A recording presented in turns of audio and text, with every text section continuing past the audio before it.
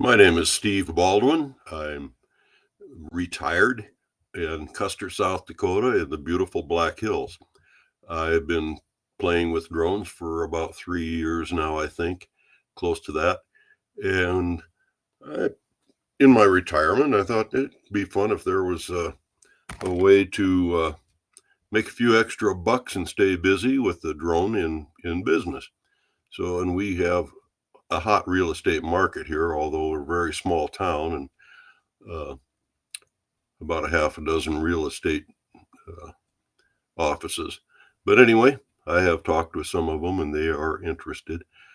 So anyway, I'm going to do that. My biggest takeaway, I think, and I said it before, was the difference between hot buttons and platitudes.